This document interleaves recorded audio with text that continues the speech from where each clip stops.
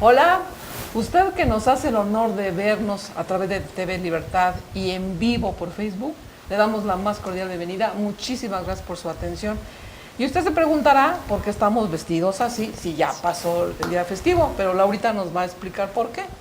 Sí, claro que sí, pues bueno, a pesar de que ya fue el sábado, esta gran festividad que hacemos los mexicanos año con año, pues bueno, nos encontramos aquí porque la semana pasada no pudimos estar con usted, pero pues mire, el día de hoy nos vestimos, tal vez es algo pequeñito, no venimos como Sol que viene vestida pues de acuerdo a... Con lentejuela que brilla tanto que se transparenta. No venimos así, pero bueno, es porque sobre todo es para recordar a nuestros héroes de esa época, que pues bueno, gracias a ellos tenemos libertad.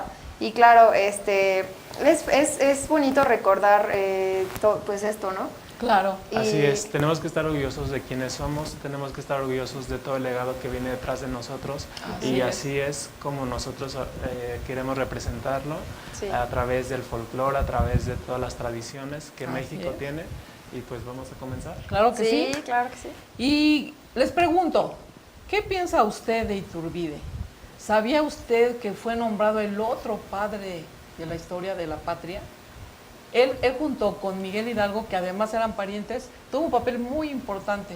Pero vamos a ver qué está pasando con la historia. Un ejemplo práctico, por ejemplo, Laurita o Chava, su abuelita tiene una historia, pero tu tío te platica de una forma, tu tía te platica de otra forma, tu mamá de otra forma. Así es. Igual así. Y siempre el final es el mismo, pero la historia va diferente, con diferentes versiones. Esto en el área de historia se le llama basurero de la historia, así le llaman algunos historiadores. Y vamos a ver aquí un personaje muy importante que es Agustín de Iturbide. Y vamos a comenzar para que nos vaya entendiendo de qué estamos hablando. Bueno, como decíamos, la independencia de México fue un conflicto social, político y hasta cultural, que lejos de los dictámenes finales patrocinados por los libros de historia, significó la reivindicación de toda una nación. Como en toda historia, hay lugar para los buenos y para los malos, así como hay lugar para los ángeles y los demonios.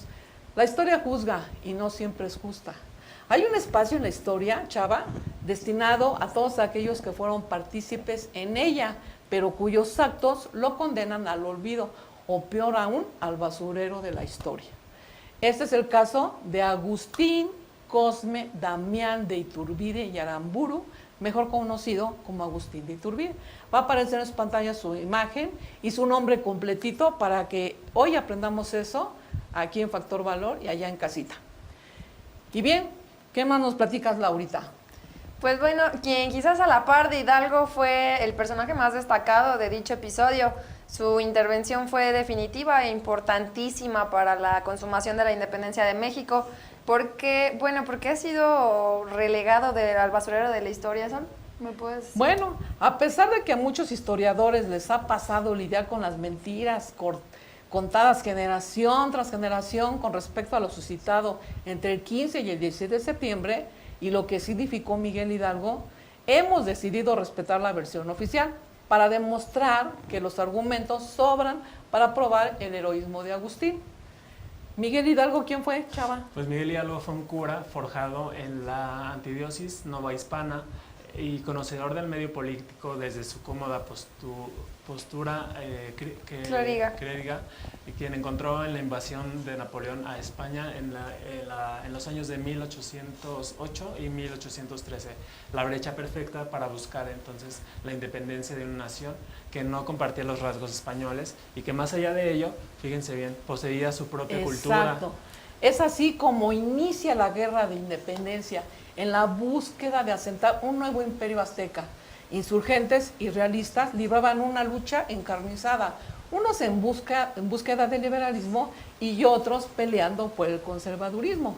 De aquí parte el inicio del exilio de Agustín, ya que al inicio del conflicto peleó del lado de los realistas, representando de esta manera los intereses sólidos de la monarquía española.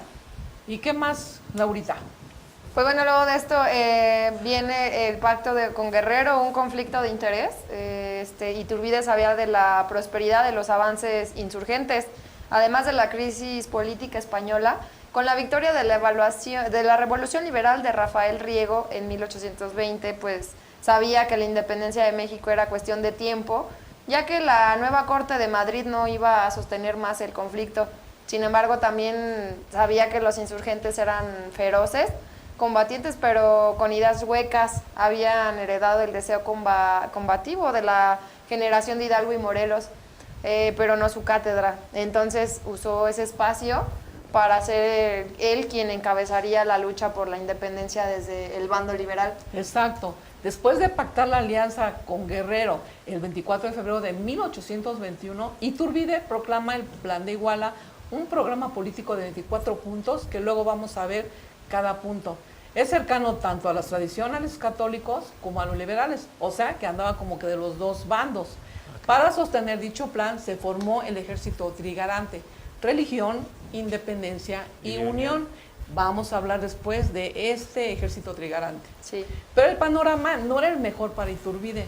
Las fuerzas militares del virrey estaban extendidas por toda España, por lo cual el 16 de marzo Iturbide envió 2 cartas. La primera dirigida al Parlamento español y la segunda a Fernando VII.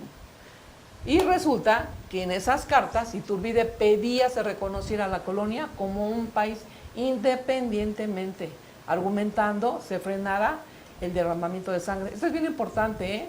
Guarden esto ahorita en su mente, cómo esto es el meollo del asunto. Iturbide sostenía ser afín al movimiento insurgente, sin embargo, negaba su afinidad con los republicanos del movimiento. De aquí nace el gran descontento de quienes más tarde escribían la historia. Por ejemplo, bueno, solicitaba a España un nuevo rey para Nueva España y estrechar vínculos fraternos entre ambas naciones. La petición de su simple naturaleza obviamente fue rechazada. Pues sí, en automático se la rechazaron. Pero ahí viene algo interesante. Lo más importante, que es la consumación de la independencia. Así cuando el virrey, bueno, recuerdan en la primaria, el virrey Juan O'Donojú, siendo de corte más liberal, aceptó el plan de Iguala. ¿Recuerdan este plan? Sí, claro. Adicionados a la firma de los tratados de Córdoba el 27 de septiembre de 1821, que es cuando se declara la independencia de México. Exacto. En un inicio, Iturbide deseaba únicamente el asilo político y el retiro militar, pero ante la insistencia de la parte conservadora del nuevo Congreso, declinó por aceptar, primeramente, por ser gobernador provisional. Después, primer emperador de México independiente, que por cierto esto le duró menos de un año. Pero además él no quería ser exacto. Sí, emperador. Es lo que decíamos al principio. El ascenso, el afán de su lucha liberal no había sido por justicia social, sino por ambición de poder, es lo que decían. El segundo, la consumación de independencia había sido solo un consorcio para negociar con la corona española el mantenerse en el poder, ya que sus ideales conservadores no eran equitativos demasiado con los del virrey nuevohispano. Y la tercera, traicionó a Guerrero, heredero de la lucha de independencia, al abusar de su ignorancia. Eso es otro tema que vamos a ver después. Pero a pesar de estos desméritos, la realidad fue que no existía ningún novohispano capaz de manejar una nación mejor que Agustín Iturbide. Muchos historiadores afirman que de haber continuado el Imperio Azteca, y yo creo que sí, la intervención norteamericana no habría prosperado, ya que no solo se hubiesen anexado territorios de Centroamérica al nuestro, sino que además hubiésemos generado mayor armamento personal, militar, y a su vez el desarrollo del país iría a la par de las otras monarquías consagradas. Por ejemplo, de la mano de Santa Anna, Guadalupe, Victoria y su ejército republicano plantean el derrocamiento del recién nacido imperio de Iturbide para nombrar a México una república. Es así que se promulga el plan de Casamata, que se acumuló de traidor a la patria por los hechos ya antes mencionados, y se le exilió a Italia. Fíjense bien, se fue hasta Italia y allá lo persiguen y lo vigilan. Y él, estando en Italia, desconocedor del orden del fusilamiento que circundaba en territorio azteca, en caso de su regreso, arribó en Tamaulipas para advertir acerca de una operación de reconquista. Fue capturado y asesinado. Desde ese entonces su memoria ronda única y exclusivamente como la de un emperador ambicioso de poder y arbitrario. La conclusión es la siguiente: La historia de México tiene aún muchas lagunas. No por nada ha sido escrita un centenar de ocasiones, pero lo que nunca le han podido arrancar en este enfoque es ese enfoque republicano que le ha caracterizado desde un inicio. Debemos agradecer a Agustín de Iturbide su colaboración en la consumación de la independencia, ya que sin él no hubiésemos encontrado fórmula para frenar el derramamiento de sangre. ¿Se acuerdan que veíamos hace ratito eso? Claro. Sí. Él fue el que puso el freno, realmente. Él firmó la Carta de la Independencia para la Nación. De hecho, seguiríamos en guerra, aunque después de las adjetivaciones negativas le llovieron hacia su persona, hablaban súper mal de él. Su imperio indicaba prosperidad y de no ser que hubiese permitido, ahí va algo bien importante, tanta libertad del Congreso, jamás hubiera claudicado. Dicho exceso de libertad derivó en gobiernos nefastos, como por ejemplo el de Santa Anna, y sabemos todo lo que hizo Santa Anna. No obstante, en México la idea de monárquica latió fuertemente hasta la intervención norteamericana y el gobierno de Juárez. Sobra recordar a Maximiliano, pero esa es otra historia para otra ocasión. Claro. Pero como ven, Cuando vengan nuestros historiadores, claro, vamos a platicar más de Maximiliano y todo lo que conlleva. Pero aquí lo que quiero que quede como que clarito en casita es ver cómo por nuestros hechos malos te quitan todo lo bueno. Claro. Así es. La verdad es que sin él hubiera continuado la guerrilla. Era algo que la Nueva España ya no hubiera podido soportar. Sin embargo, él fue como que la cabeza y el pensamiento, porque la gente con Hidalgo tenían ese espíritu de combatir. Claro. Y sí, vamos a la lucha, pero ¿qué hay de alguien que pensara cómo hacerle para frenar tanto derramamiento de sangre? Entonces, fue una parte muy, pero muy importante. Y así, yo lo que me quedo pensando es que esto que pasó, es el jugar de, bueno, estoy con los liberales, pero también estoy con los de acá. Con los conservadores. Y hacer los 24 puntos del plan de dándole gusto, de Ayala, dándole gusto a todos. Eso le causó la muerte y le causó que ahorita fuera relegado. Así. Pero todo eso, lo bueno que hizo se oculta por ese error que hizo. Y desgraciadamente venimos arrastrando eso. Sí. Aún ahora en nuestros tiempos, los gobiernos así están. Y cambian claro, del sí, PAN, lo que te iba a decir. o sea, luchan por el PAN y hablan pestes del otro partido, el PRI. Y de repente, ya se pasó al PRI. Esa libertad está súper mal. Y entonces, ¿qué pasa con esas personas? Se les juzga. Ay, traidor, esto. Y si hizo algo bueno, nadie lo menciona. Y así le pasó y sigue continuando en nuestros tiempos. Así es. Y es tan así que hasta en nuestras propias casas, como comentamos al principio, si te hablan de tu abuelita, todo lo que hizo, si a alguien le cayó bien, te habla, no, tu abuelita fue lo máximo, hizo esto y eso. Pero si a alguien no le cayó bien, lo peor, no, tu abuelita fue de lo peor esto.